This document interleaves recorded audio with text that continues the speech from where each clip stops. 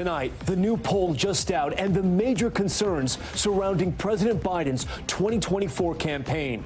A new NBC News poll finding a vast majority of voters are worried the president does not have the mental or physical health needed to serve a second term. Biden also struggling to garner enthusiasm from young voters and minorities. But how bad do things need to get before Democrats seriously consider other options? And what that poll found about the state of the Republican race as Trump's lead grows. Plus, the late-breaking news on the impeachment inquiry into President Biden, the hearing just scheduled for later this week.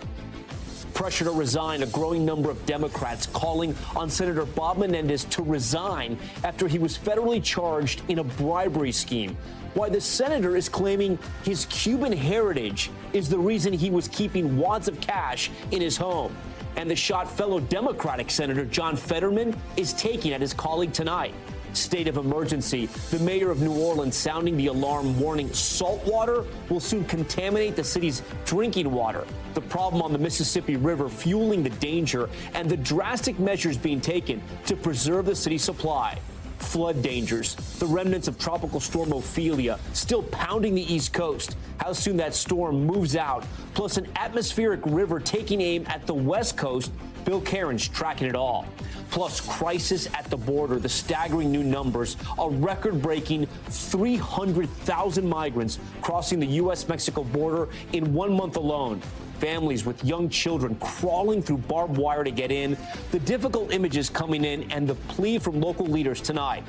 And thrill ride horror, riders stuck upside down at an amusement park in Canada, how long they were stranded there crying out for help. Top story starts right now.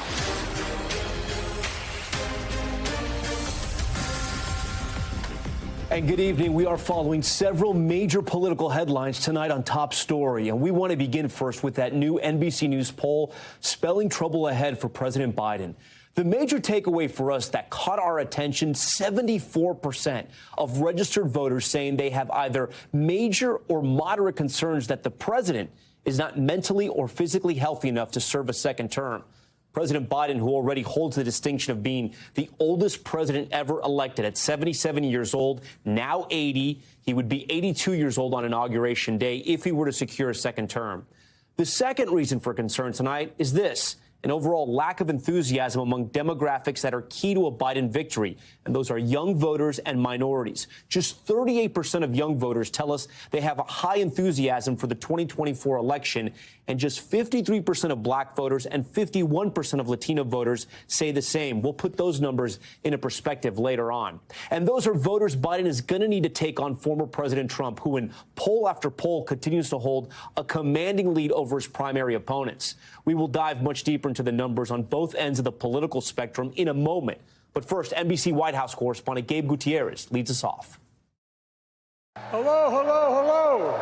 Tonight, the major new warning signs for President Biden's re-election bid. New NBC News polling shows 74% of registered voters have major or moderate concerns that the president does not have the mental and physical health necessary to serve a second term.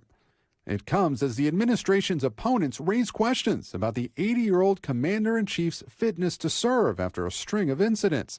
On Saturday, the president mistaking the name of rap superstar LL Cool J while honoring him at an event. And two of the great artists of our time representing the groundbreaking legacy of hip-hop in America, LL Cool J. And earlier in the week, accidentally praising the Congressional Black Caucus at a speech delivered to the Congressional Hispanic Caucus. My dad used to say, everyone is entitled to be treated with dignity and respect. The Congressional Black Caucus embodies all those values. From stumbling on stage to tripping outside Air Force One, the president's opponents have sought to highlight his missteps as evidence his age is a liability. But Mr. Biden has pointed to his experience and has tried to disarm the issue with humor. I got elected to the Senate when I was 29 years old. I had to wait 17 days to be eligible. That was 827 years ago, but it was a while. The White House today brushing off the poll. 74% of registered voters say they have major or moderate concerns about the president's age and mental fitness. How troubling is that? I get the polling that you're laying out. I get that, but we can't be focused on that. We also have to be focused on really speaking directly to the American people. On the major issues, the polling is also dire for the president. 56% of voters disapprove of the job he's doing, the highest of his term. 59% of voters disapprove of his handling of the economy. America has the strongest economy in the world. A new Washington Post ABC News poll shows 62% disapprove of his work on the southern border. They continue to undermine our border security today, blocking bipartisan reform. And nearly 60% of Democrats tell NBC News pollsters they want someone to challenge the president in the Democratic primary, despite no viable challengers emerging. Mr. Biden now locked in a dead heat with a Republican primary frontrunner Donald Trump, 46 points apiece. One voter telling NBC News she isn't thrilled about the thought of a Biden-Trump rematch. It looks like we may face another Trump-Biden matchup again. What do you make of the issue of age when it comes to voting? That's a disgusting thought. Gabe Gutierrez joins us tonight from the White House. Gabe, our new NBC News poll also gives us a look at how the rest of the Republican field fares in a head-to-head matchup with President Biden. Walk our viewers through what you found in there. Well, Tom, we mentioned that dead heat between President Biden and former President Trump at 46 percentage points apiece. But looking at the other candidates in the GOP primary, President Biden at 46% against Florida Governor Ron DeSantis at 45%. You'll remember Ron DeSantis' argument was that he was more electable than President Trump. This poll seems to turn that on its head. But very interestingly, Tom, former Ambassador Nikki Haley is at 46% against President Biden's 41%. So she's ahead by 5 points. But critically for her, she stands a very difficult chance of getting through the GOP primary. One last point. If you put President Biden, former President Trump, and you add in third-party candidates, Biden's at 36%. Mr. Trump is at 39%. A libertarian candidate is at 5%. The no labels potential candidate is also at 5%. Green Party candidate at 4%, Tom. So that means the potential fear among Democrats that third-party candidates can siphon off votes from President Biden, according to this poll, that fear is real, Tom. Yeah, we're going to get into that with our panel in just a moment. But before you go, you reported on that ABC News Washington Post poll, and it showed the president in even more trouble against Trump. Here it is right here. He's down by 10 points against President Trump with registered voters, 52 to 42. But if you read the Washington Post reporting on this, they go out of their way more than once to describe their own poll as an outlier. Either way, not great news for the re-election campaign. Yeah, that's right, Tom. Yes, the Washington Post and other analysts do describe it as an outlier, but there's other things in that poll as well that poses some significant challenges for President Biden's campaign. For example, 91% of respondents view food prices now as negative. 87% view gas prices as negative. Of course, the president's re-election team is really touting Bidenomics and really trying to hit his economic record. According to this poll and our poll as well, there is a lot of an uphill battle here for Biden's re-election if they do plan to focus on that economic message. The question will be, can they sell that economic record to a skeptical American public, Tom? All right, Gabe Gutierrez leading us off from the White House tonight. Gabe, thank you. Now to the other major breaking news for Biden tonight. The House Oversight Committee announcing today they plan to launch an impeachment inquiry hearing on President Biden in the coming days, revealing they have enough information regarding his role in his family's business practices. Of course, these are just allegations. To break this all down for us, I want to bring in Ryan Nobles, who covers Capitol Hill for us as well. He joins us tonight from Washington. So, Ryan, explain to our viewers what exactly happened today. So what we got today was the list of witnesses for this first initial hearing of this Republican impeachment inquiry into President Biden that the House Speaker Kevin McCarthy announced a couple of weeks ago. It's the Oversight Committee that is taking the lead on this investigation. And what the chairman of the committee, James Comer, has said is that this initial impeachment inquiry hearing is going to be a reset. It's going to be an update on all the evidence that they believe that they've uncovered, and they're going to try and find a way to link the information that has to do with the president's son Hunter Biden's business dealings directly back to the president. So they've got a group of witnesses here who they think can make that case. Of course, Democrats feel very differently, so we'll have to see how this hearing plays out on Thursday. Ryan, explain to our viewers, what is this going to look like? Are voters and the public going to be able to watch these hearings, or are these behind closed doors? Yeah, so this hearing is going to be completely in the public, but it is going to be very different than the January 6th Select Committee hearings that we saw a couple of years ago, because you'll remember that while those were bipartisan hearings, there was really no opposition. The two Republicans on the panel were in lockstep with the Democrats on the panel, and so that allowed for a more staged and kind of managed, free-flowing presentation. This is going to be much different because there will be Democrats who are going to be very much in opposition of what Republicans have to say in this hearing that we're going to see on Thursday. So they're going to bring three witnesses forward, one a forensic investigator, another a former U.S. attorney in the tax department, and then another law professor, all of which are likely going to answer the questions in a way Republicans want, but they are going to have to take tough questions from Democrats as well, who are going to be skeptical about some of their claims. And though the White House has refrained from commenting about Hunter Biden's dealings and his hearings and his problems with the DOJ, they have been pretty forceful in talking about this impeachment inquiry. That's exactly right. They have established a war room at the White House to try and push back on the claims that are made by Republicans. They've enlisted the help of the Democrats on the Oversight Committee and the other committees that will be involved in the impeachment inquiry to push back on many of these claims. And what they've stated very clearly, completely separate from the legal troubles that Hunter Biden is facing, the indictments that he has on those gun charges, the possibility of tax charges, what they've made clear is that the president himself has never been implicated and that there's no direct evidence that ties him to any potential wrongdoing of his son. And while you're right, Tom, they're not going to talk about Hunter's legal issues specifically. They are making it clear that there is nothing that proves that the president had anything to do with what his son was up to. And then after Thursday, what more can we expect? Well, then we should expect to hear and see more hearings from this impeachment inquiry. And the goal here for House Republicans would get to a point where they believe that they've established enough of a case that they could then bring up articles of impeachment, which would then have to be voted on by the entire House of Representatives. If that were successful, then President Biden would be impeached. But in order to be convicted, it would require a supermajority in the Senate. That's, of course, something that Democrats failed to do on two different occasions with the former President Donald Trump.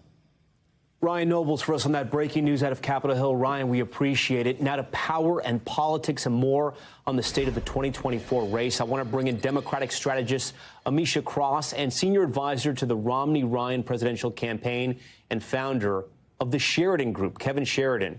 I thank you both for joining Top Story tonight. Amisha, I want to start with you. When we talk about scenarios, possibly, I just want you to work with me here in this segment. When we talk about scenarios where the current president is not the nominee, I want to bring up a graphic with some possibilities of people who possibly could run. You have, of course, Vice President Kamala Harris. You have the governor of California, Gavin Newsom, where we are tonight, coming to you from San Francisco. You have Pete Buttigieg, Secretary of Transportation, Senator Klobuchar, and then you have Governor Gretchen Whitmer, and you have, Robert Kennedy Jr., who's making some waves. Do you see any of these candidates on the screen here, possibly, I shouldn't say candidates, any of these politicians possibly the nominee in 2024? Absolutely not. They are great candidates for 2028, with the exception of RFK Jr. But I think that we have to speak in realistic terms here, and for this audience, Joe Biden will be the Democratic nominee. He will be at the top of the ticket come 2024 as an incumbent president. I don't think that we can deny the facts related to the polling that we've seen from multiple different polls, but I do firmly believe, and the Democratic caucus does, as well as the DNC, that Joe Biden will be the nominee. And any conversations that include others that aren't named Joseph Robinette Biden are pretty much null and void at this point. The people who you mentioned, with the exception of RFK Jr., have already stood by and have announced their support of President Biden. They're not running against President Biden. They're also aligning their respective constituencies around the president. Okay, Amisha, you say this, but President Biden's polling numbers, they're in some serious trouble. We have the numbers on voter enthusiasm, and I want to show these to our viewers again. Only 38% of young voters age 50% of black voters and 51% of Latino voters, which are the people behind, showed enthusiasm for the president right now and for Democrats. And when you look at this from October 2019, at least with younger voters, it was 48%. With black voters, it was 68%. With Latino voters, it was 69%. So clearly those numbers are down. I want to show you this New Yorker cover released today on all the political leaders that are getting to a certain age. And you can see them on the New Yorker cover. And they were walking with walkers. At some point, we had this graphic. Maybe we don't anymore. There it is. But it's sending a message. When a magazine like the New Yorker is putting this out there, it's clearly not only on the minds of the voters, but I would say on the mind of Democratic voters. And I got to ask you, I mean, does that concern you at all? Well, your average American voter isn't reading the New Yorker first and foremost. But in addition to that, I know, but if you've lost the New Yorker, Amisha, if you lost the New Yorker, it's not a good sign for Democrats. In addition to that, we have a president and his surrogates who are going across the country, who are uplifting HBCUs, who are fighting for civil rights and equity, who are fighting for lower cost prescription drugs. We have to name it and call it exactly what it is. We're watching the frustration economically when it comes to people at home not being able to pay their bills, rising interest rates, rising rates of the cost of living, housing costs, and things like that. And those things do affect the opinions when it comes to our election cycles. We're on the verge of potentially having a government shutdown. That matters. For many Americans across this country, particularly young Americans and black Americans, the student loan debt repayment that is going to start in the next couple of weeks also is something that is on their minds. But mind you, we are just over a year out of the election. And if polls, we saw the polls be wrong in 2016. We saw the polls be wrong 4 years later. I do not believe that at this point national polling is worth very much. But the Biden administration, as well as the Biden campaign, are out doing exactly what they should be doing right now. Kevin, where's your head? You see a scenario where party leaders, they look at these polls and then they look at President Biden. They sort of take a very, very strong analysis of his health and they say, OK, we can do this or we can't do this. Or do you not see a scenario like that happening? Well, I'll try to speak for Democrats, get inside their heads. I think if these polls continue to go on this tight for the foreseeable future, you're going to get members of Congress who are down ballot who are going to start clamoring for some changes. Maybe I don't know. Gavin Newsom, I thought would have made a more serious effort. He's doing it behind the scenes, but I haven't seen him really, take that actual step to get in. And they've got a Kamala Harris issue where, if it's not Joe Biden, then she's running, and she would be more unpopular than he is in the polls. So I don't know. They're not in a great place. Republicans have their own issues, obviously, too. But these polls should be kind of alarming. Amisha, I want to show you the numbers and put them on the screen for our viewers here when it comes to the head-to-head matchups with some of the GOP candidates here. And you can see, it's a close race with that between Biden and Trump. DeSantis loses by a percentage point again. That's probably still within the margin of error. But then you have Haley versus President Biden, and she seems to be doing the best. I mean, still pretty close there, right? It's neck and neck against everybody. Is there a candidate you think Democrats at this point would be afraid to run against, or not really? Absolutely not. Joe Biden is running on his record. He's running on getting out the tried and true Democratic voters. He's also running on ensuring that America isn't on the brink of not being a democracy. I don't think that there is a candidate on the right that he is nervous about or that his campaign is nervous about. I do believe, and I think that, not only polling, but also realistic conversations in these streets will show us that no one is disregarding that this is going to be a close race. This will be a close race despite the potential Republican nominee in former President Donald Trump running for multiple indictments, currently out on bail in multiple places. That seemingly has not dissuaded Republicans from standing beside him. And on that same token, I don't think that there is anything for tried and true Democratic voters and civil rights advocates and young people that is going to stop them from voting for the one person who engages in the rights and liberties that they so very need within their communities. I don't think that we're going to see anything there. We know that women's rights issues are on the ballot. We know that unions' rights issues are on the ballot. Republicans do not support and have not supported either of those things. So I don't think that there is, I think that these polls are taking way out of proportion at this point. Kevin, you think any Republican in the GOP race is able to sort of surge ahead and get closer to former President Trump? I know we're still a ways away from Iowa. We're going to have the second Republican debate this week in Los Angeles. Is there anybody that you're looking for to make a breakthrough? Is it former governor of South Carolina, Nikki Haley? Well, I think you're going to hear every one of those campaigns probably saying, oh, come on, when they see these polls with Trump tied with Biden, because it just freezes the race in place and it makes it much harder for them to make the electability argument.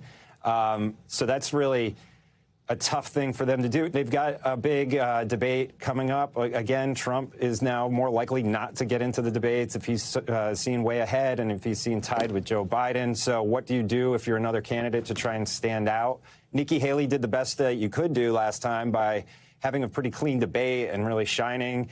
Her numbers went up a little bit. She got a little bit more money out of it.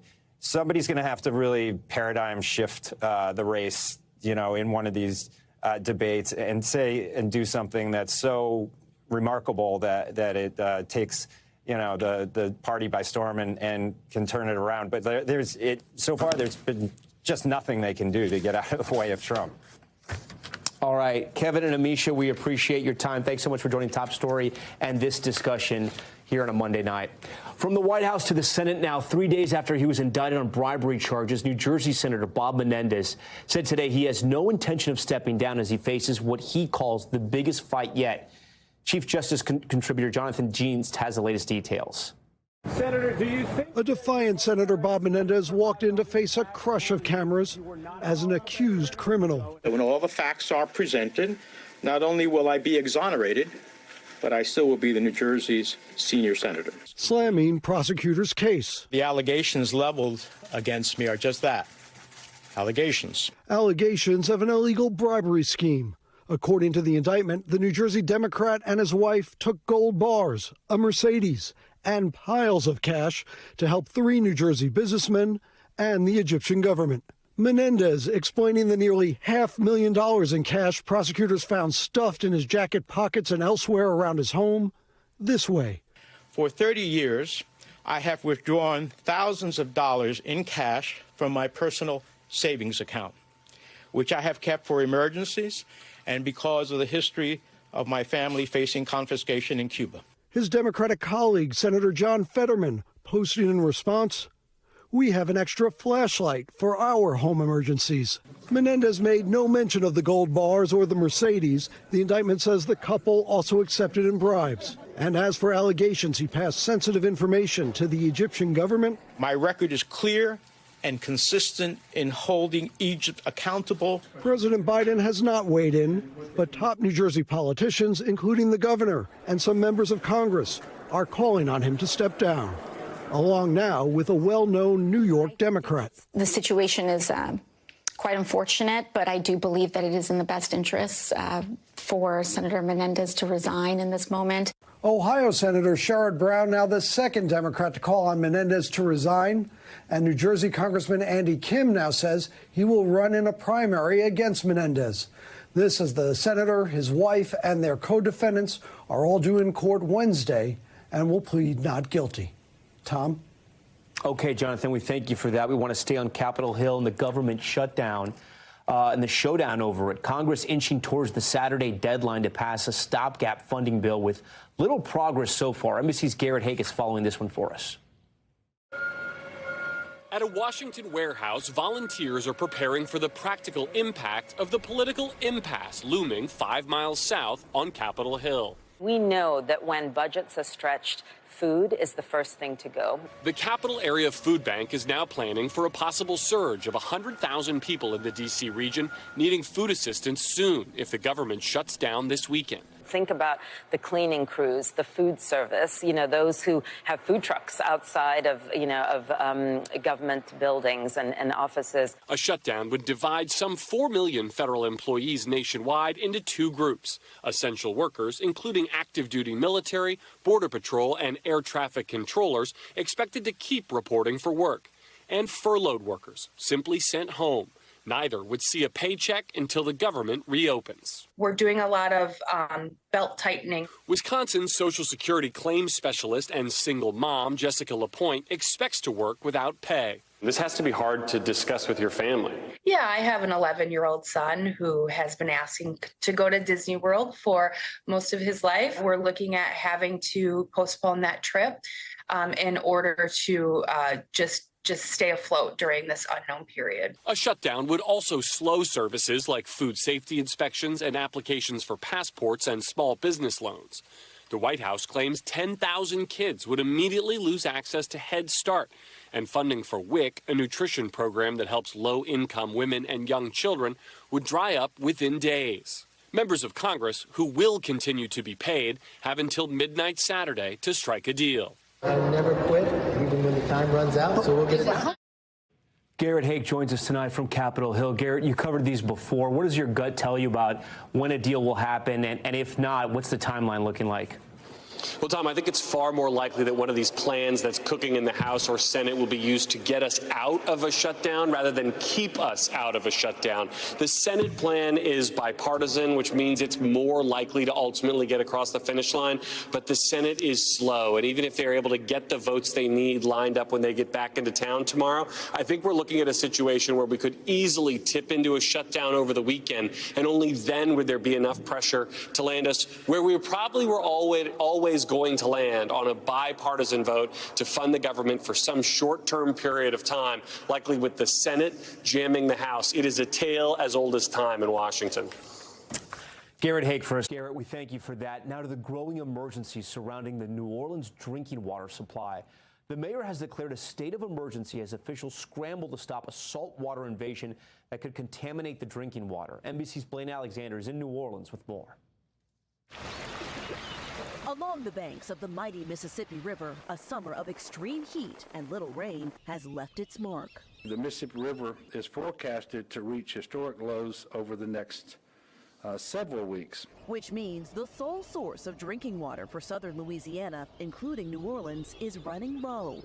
Under normal circumstances, the fast flow of the Mississippi keeps the salt water from the Gulf of Mexico at bay. But under the current drought conditions, the river's flow is reduced, allowing denser salt water to move upstream under the surface. Now it's at risk of contaminating New Orleans' drinking supply. Our challenge is we don't have enough force in the river, and that allows salt water to move from the Gulf of Mexico upriver.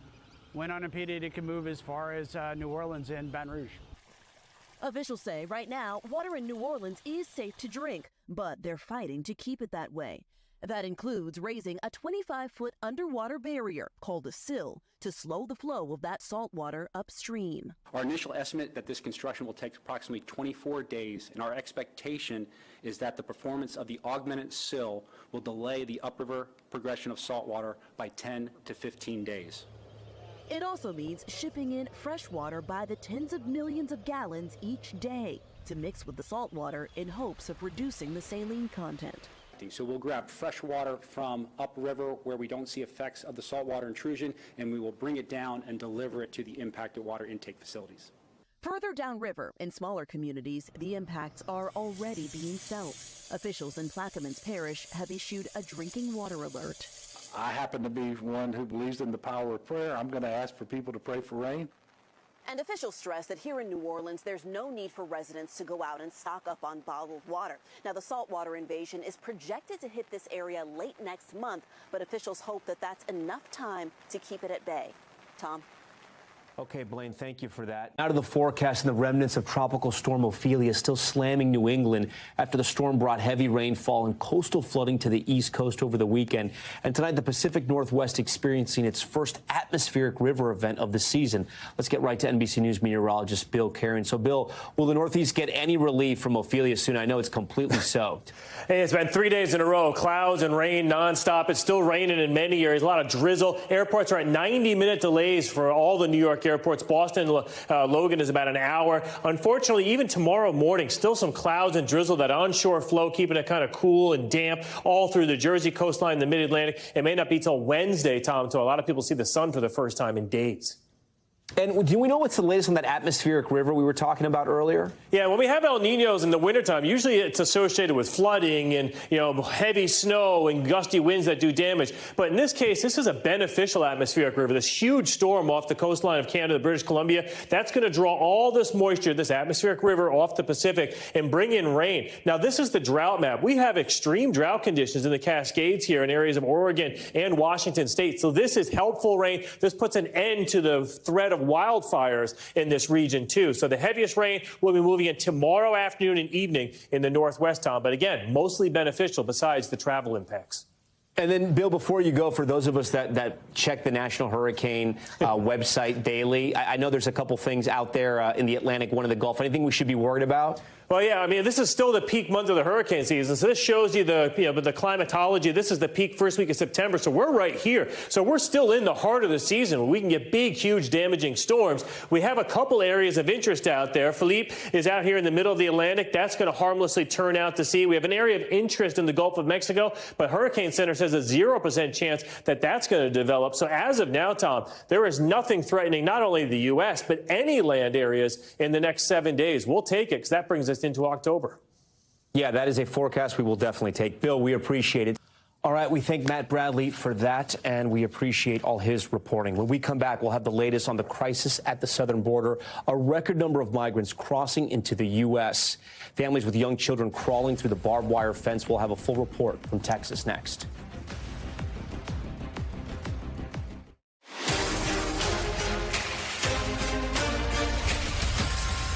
We are back now with Top Stories news feed. We begin with the dangerous turbulence on a JetBlue flight to Florida. Authorities say 8 people were rushed to the hospital after the flight from Ecuador to Fort Lauderdale hit sudden and intense turbulence. The flight was able to land safely and was met with medical personnel. One crew member was among those hospitalized. Details of the passengers' conditions have not been released. And demolition on a high-rise building in Miami halted after debris came crashing down onto the streets. You can see here a crane attempting to hold up a piece of the building before it tumbles to the street. Look at that.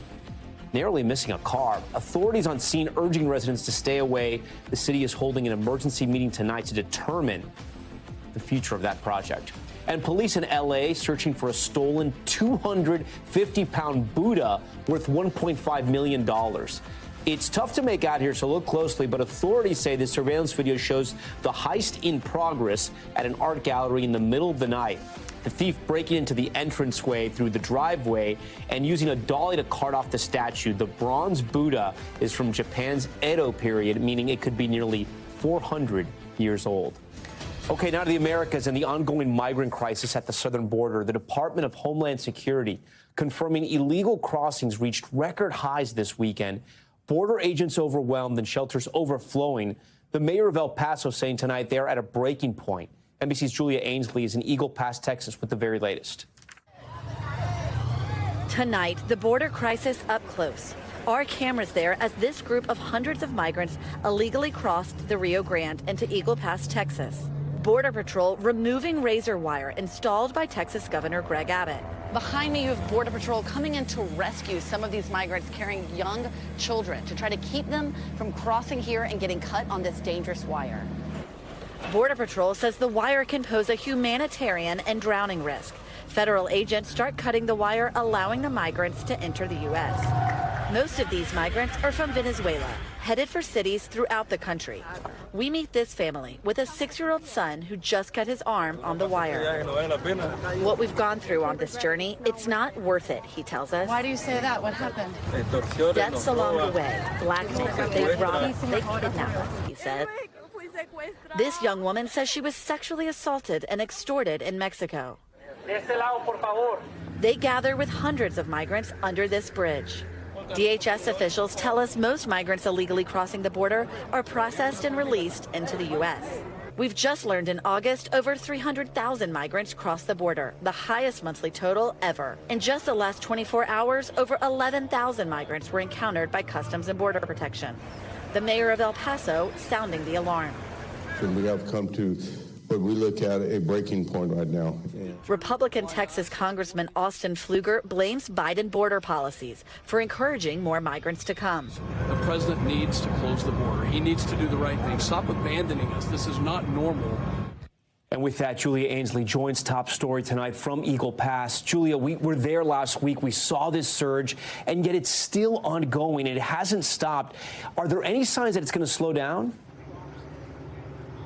No, you know what, Tom? In fact, the DHS officials I talked to say it could even grow. Right here in Eagle Pass, they have had 4,000 migrants cross over the past 2 days. They were in Border Patrol custody. They're over double their capacity here, and the numbers just keep growing. DHS officials who are watching the numbers of migrants south of here say more migrants have crossed through from countries like Venezuela. They're entering Panama now. They expect that surge to continue on to Mexico, cross the border soon. Today, we saw a group of hundreds cross at one big swoop when Border Patrol agents started cutting the wire to let them come in after they crossed this river behind me. And then after that, we've seen groups of about 20 or so crossing probably every 30 minutes, Tom. You know, Julia, I want to ask you about that because we did see that in your report, and we saw those images last week as well. And people were asking me, why does the Border Patrol cut that barbed wire fence? It sort of sends a mixed signal, but it's for humanitarian purposes. Explain to our viewers why. Yeah, they've always explained that it's in a case-by-case basis. There have been times where they've seen people who look like they're about to pass out from heat exhaustion. They'll cut the wire then. If they're worried people might drown, they'll cut the wire. Today, watching what I saw, how thick this wire was behind me, and these migrants holding babies on their shoulders, it's hard to imagine they really had any other option. They came through with boats and took some of the migrants in, but the group was just so big. They started cutting the wire to allow them to cross in, and then they just really started coming over it by the hundreds. If they hadn't crossed that wire, Tom, they would have been standing in the water, and the current is strong. 3 migrants here perished in this water last week. Yeah, including a 3-year-old. It's all so sad. So I have to ask you, because you're so well sourced when it comes to immigration officials, and this is your beat. So the surge, I would say, I think it's fair to say, caught a lot of people by surprise last week. This has been an ongoing problem, right, all summer. And we're seeing the surge not slow down. So is there any ramping up of enforcement there? Well, they have new partnerships. They're talking to Mexico. The Biden administration is in communication with Mexico to try to get Mexico to do more enforcement to stop migrants from even entering this part. But look, I spoke to migrants today who talked about terrible things that happened to them in Mexico. They said that part of the journey was worse than the Darien Gap. They talked about things that happened to them by cartels, even people there who said they were guards, but who extorted them, kidnapped them, assaulted them. If that's not keeping migrants back now, it's hard to say what could happen next. And those officials you mentioned, the ones I'm talking to, say, look, we came up with a really tough policy after Title 42 ended in May. We thought we raised the bar on asylum criteria. As someone who told me last week, they said, look, we're starting to run out of options. These numbers are growing, and it's really not clear that the Biden administration has any other policy solutions up their sleeves here, Tom. All right, Julia Ainsley on the border for us. Julia, we appreciate all your reporting. With a steady stream of migrants crossing the border, local communities are struggling to handle the surge. I want to bring in Congressman Tony Gonzalez. He represents Texas's 23rd congressional district, which spans more than 800 miles of the U.S.-Mexico border. Congressman, thanks for joining Top Story tonight. We spoke last week when this crisis was sort of unfolding there in Eagle Pass. You've had a chance to travel now down to the border to see this up close for the first time. Obviously, it's not the first time you've seen something like this. What stands out to you? And I know you shot some video to sort of highlight what you saw.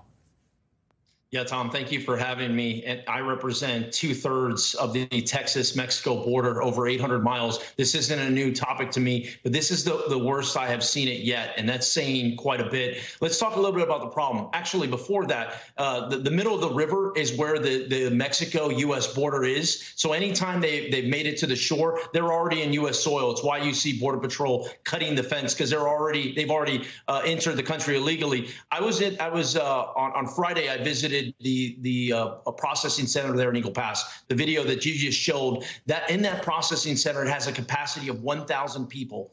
On Friday, the capacity was 4,600, nearly 500% over capacity. I visited it again today on Monday. I hosted a congressional delegation. I brought 6 of my colleagues from across the country, to include New York, and today's capacity was over 5,000. We're headed in the wrong direction. You asked a good question earlier. Why is this happening? The cartels are very sophisticated, Tom. They know in Washington it's very dysfunctional right now. They know there's an opportunity or there's a chance for a government shutdown. So they are flooding the border. You called it flooding the zone, and you were spot on. They're flooding the border with migrants because they know the chaos in Washington is the opportunity, if you will, for them to take advantage of this. Yeah, Representative Gonzalez, I understand the reasoning on the cartels, right? But if the cartels are following the news that much, they would know that, hey, they're ramping up on Eagle Pass, they're ramping up on the border, and yet the flow has not stopped. So my thinking is that there are so many more migrants that are already in the queue that have been making that pass through Darien Gap. We're seeing record numbers there that are crossing over from Venezuela, Colombia into Panama. So what is being done to stop the flow?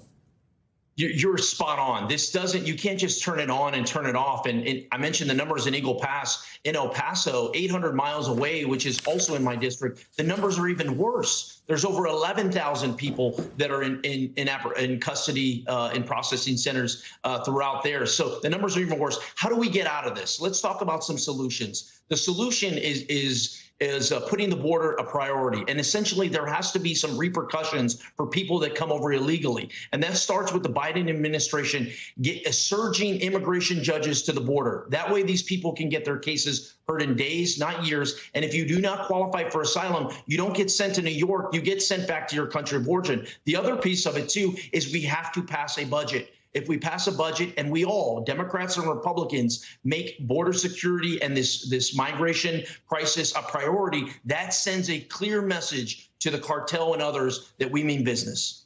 When it comes to this wave, Representative Gonzalez, do you think we are in the beginning of this current crisis? And I know the numbers have been sort of trickling up all summer. Or do you think we're at the tail end? Or we have no idea? It's tough to say, but I will tell you from the folks I spoke with on intelligence reports show there are more trains on the way. There are more people. Once you said, like you said earlier, they're already in the queue. So it starts with enforcement. As soon as there are repatriation flights, you deport people that do not qualify for asylum. That stops it at the tail end of it. But in the meantime, there are thousands of people that are already on the way. I get videos daily from my constituents showing this. We're already over capacity. We're never going to build our way out of this. We have to have our policy discussion that enforces the laws that are on in the books. We can be warm and welcoming about it. The other part of it, too, is we have to talk about legal immigration. I have a bill. It's called the HIRE Act. It already has 30 members of Congress, 10 Democrats, 20 Republicans, unheard of in this environment, that focuses on legal immigration through work visas. These are the type of positive conversations that brings our country together. Representative Gonzalez, we're running out of time. We only got about 30 seconds. Is Mexico being an honest partner here? They're not. And all you have to look at is the number of the level of fentanyl that is coming over and killing our children. If we allow Mexico to be our immigration enforcement policy, we are failed. We have to take it into our own hands. And it's a matter, Tom, it's a matter of national security, because it's only a matter of time before something terrible happens to our country, besides what we're seeing at the southern border. Representative Gonzalez, we appreciate your time here on Top Story. Coming up next, Top Story's Global Watch, a deadly fire tearing through a golf ball factory overseas. Look at these images. What was inside that made the fire so dangerous, and what's happening there? Stay with us.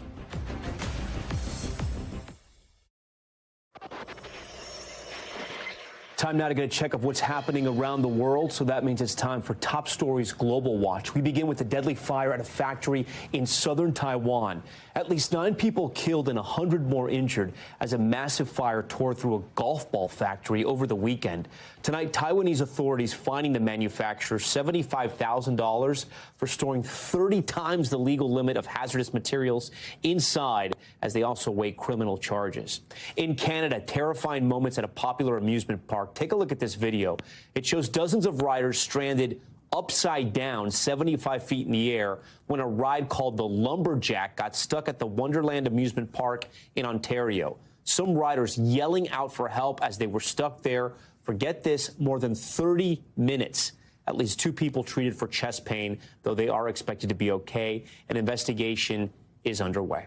And criminal charges announced after those devastating floods in Libya. The country's prosecutor general ordering the arrest of 8 officials within the Water and Dam Management Authority After this, catastrophic floods left more than 4,000 people dead. 2 total dam failures causing the brunt of the destruction, despite calls from residents for years to fix that aging infrastructure. Okay, when we come back, the big update out of Hollywood, why we could see productions back up and running by January, the tentative deal reached in the writer's strike. Stay with us. Back now with a major update on the writers' strike. After nearly 5 months of writers on the picket lines, the WGA and studios struck a deal behind closed doors, renewing hope that halted productions could soon resume faster than we thought. Miguel Almaguer is following this one tonight. In its last chapter, tonight the writers' strike is getting its Hollywood ending.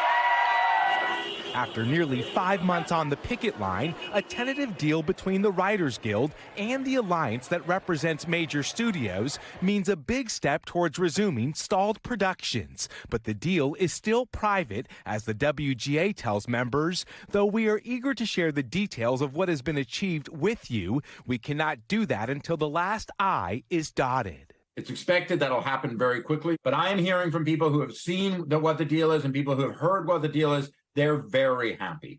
Finally flipping the script on a nearly 150-day walkout, it's believed writers will earn higher residuals from streaming shows and gain better protections from scripts written using AI that could threaten future jobs. This is not about people in, drinking tropical drinks, driving Jaguars. We're talking about the middle class of our union, and we're just trying to keep our head above water. After shutting down studios across Tinseltown, writers at late night and daytime talk shows could return to work in just a matter of days. But new episodes of your favorite scripted shows may not be back on the air until January. The WGA now encouraging its members to join actors and its union SAG-AFTRA, who remains on the picket line, fighting for some of the very same benefits. I feel like the momentum is there, the vibe is there, the studios and streamers are locked in to make a deal, and everybody wants to find a way they can get people back to work, get paychecks showing up in bank accounts. Tonight, as actors are left waiting for their cue, writers are set to ink their deal. Tom, the writers' agreement could serve as a template to help the actors strike. As for the writers, leadership will be taking a vote on their offer as early as tomorrow. Then it could go to the union as a whole for ratification. Tom? We thank Miguel for that report, and we thank you for watching Top Story tonight. I'm Tom Llamas in San Francisco. Stay right there. More news on the way. Thanks for watching. Stay updated about breaking news and top stories on the NBC News app or follow us on social media.